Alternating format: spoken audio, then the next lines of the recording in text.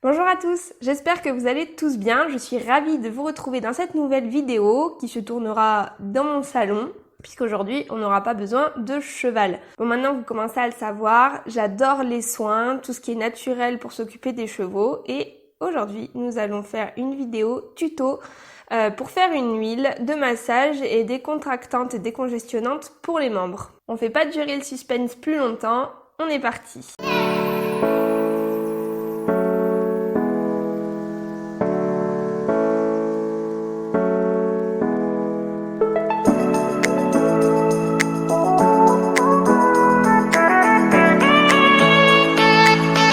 Pour cette vidéo, vous aurez besoin d'alcool à 70 ou 90 degrés. Vous aurez besoin de gants en latex, d'un entonnoir et de quoi doser, d'huile végétale d'amande douce.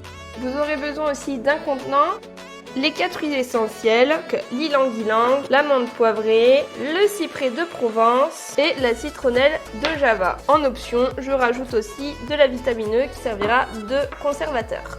Avant de se lancer, on a quand même 2-3 règles d'hygiène et de sécurité à prendre en compte. En tout premier, mais moi j'ai déjà fait cette étape, c'est de désinfecter tous les ustensiles que vous allez utiliser et les contenants également. Donc moi je les lave avec du savon à vaisselle. Moi j'utilise de l'essuie-tout, enfin du sopalin, pas le chiffon de la vaisselle, de l'alcool à 70 ou à 90 degrés pour ensuite désinfecter tout ce dont j'ai besoin. Quand je fais mes mélanges, je m'assure toujours d'être sur une surface qui est dégagée, qui est rangée et qui est lisse parce que comme en plus je suis super maladroite, j'ai pas envie de faire tomber mes huiles essentielles ou mon mélange et de devoir tout recommencer. Et dernier petit point sécurité cette fois-ci, on va porter des gants. Déjà pour éviter de contaminer votre mélange avec des bactéries que vous pourriez avoir sur les mains. Le but c'est quand même de conserver son huile quelques temps dans de bonnes conditions. Et ensuite pour éviter de se brûler avec les huiles essentielles. Vous l'avez vu, on va utiliser de l'huile végétale, donc de l'huile d'amande douce, mais surtout des huiles essentielles dedans. Les huiles essentielles,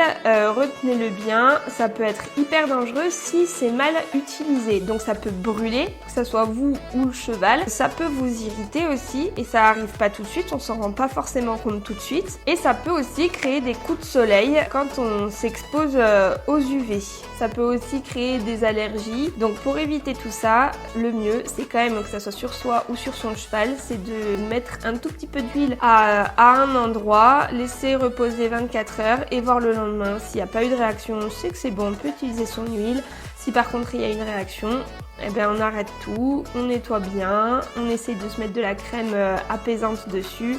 Ce sera pas très grave, mais ça sera pas agréable si vous allez un petit peu plus loin et que vous mettez plus d'huile. Donc on commence, une fois que tout est bien désinfecté, que tout est bien propre, je mets mes gants. Bon, normalement avec le Covid-19, je pense que vous en avez au moins tous une boîte chez vous du coup.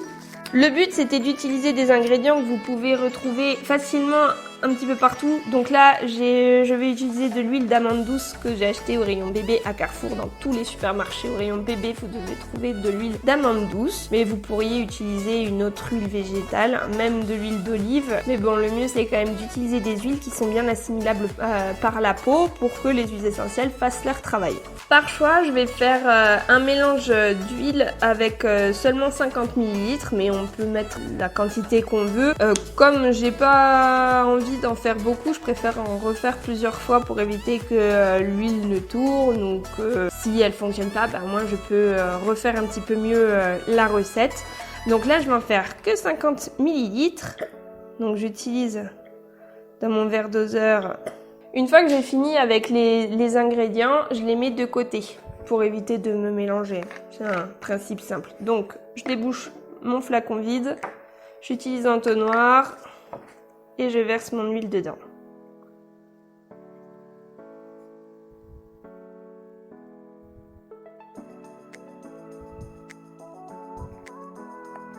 Hop. On va passer maintenant à l'ajout des huiles essentielles. Il n'y a pas d'ordre prédéfini, ne vous inquiétez pas. Vous n'êtes pas obligé de faire exactement comme moi. Donc, je vais vous parler un petit peu de ces 4 huiles essentielles. Donc, j'ai choisi, entre autres, la citronnelle de Java. Donc, la citronnelle de Java, elle a plusieurs actions. Elle est pour tout ce qui est fatigue musculaire et articulaire. Et en plus, elle a un autre avantage pour l'été, c'est qu'elle éloigne les moustiques et les mouches. J'ai ensuite choisi l'huile essentielle de cyprès de Provence. C'est une huile qui est décongestionnante, qui du coup, avec les massages, va réduire tout ce qui est engorgement et mollette. Ensuite, je prends aussi de la menthe poivrée, donc elle a un effet rafraîchissant, mentholé grâce à la menthe. Elle est aussi fort utile dans l'éloignement des insectes.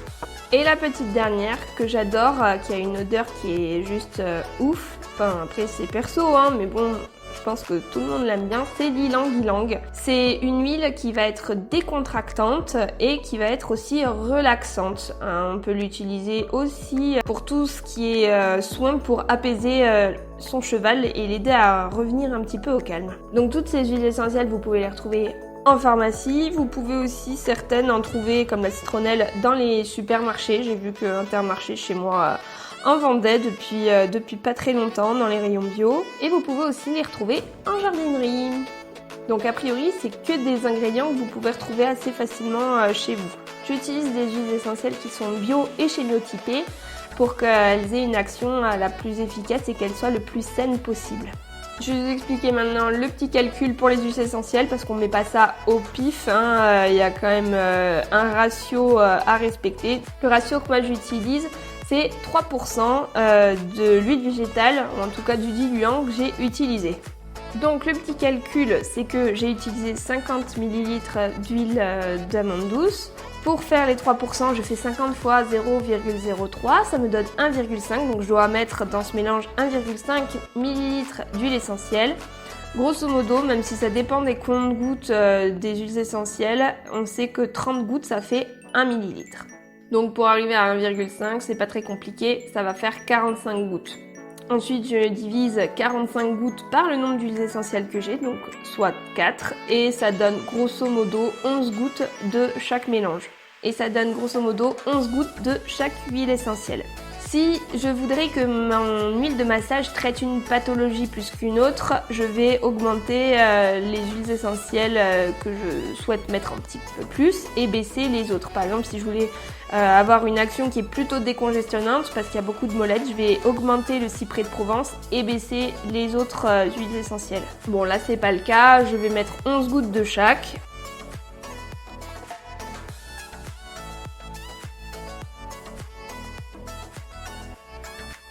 Bon, ne vous inquiétez pas, si vous mettez une goutte de plus, c'est pas très grave, hein.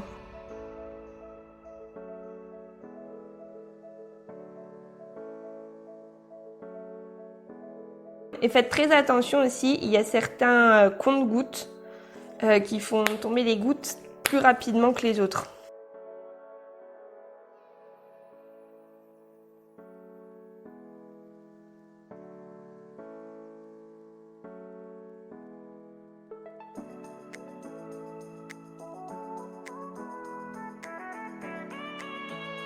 Et pour finir, je vais rajouter de la vitamine E. Alors franchement, si on en fait aussi peu, c'est pas très grave si on rajoute pas de conservateur. Mais comme je risque de l'utiliser en plein soleil et ensuite retourner à l'ombre et ainsi de suite, il va y avoir beaucoup de variations de température. Puis pour un peu que je l'oublie dans ma voiture, là, c'est cuit.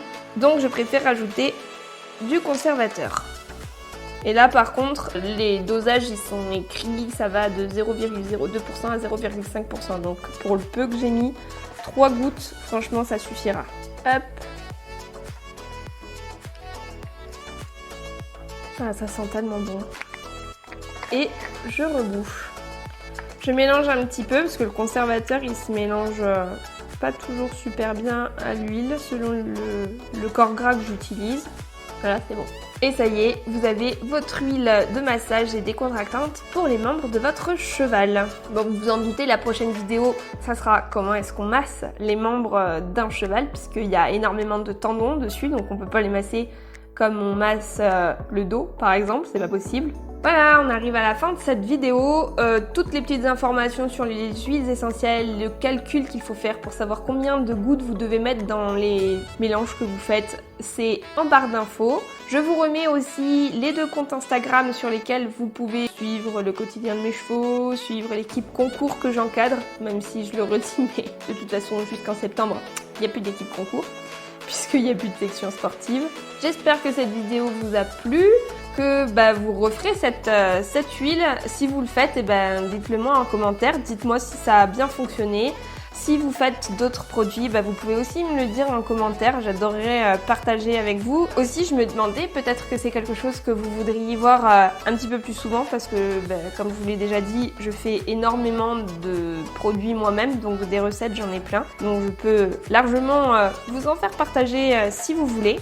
N'oubliez pas de liker cette vidéo et de la partager tout autour de vous. Et vous pouvez aussi vous abonner si ce n'est pas déjà fait. Et si le cœur vous en dit, moi ça me fera super plaisir. Et puis ça me donne des idées de retour un petit peu, savoir si ça plaît ou pas. Et il est temps pour moi de vous laisser. Et je vous dis à très bientôt pour une nouvelle vidéo.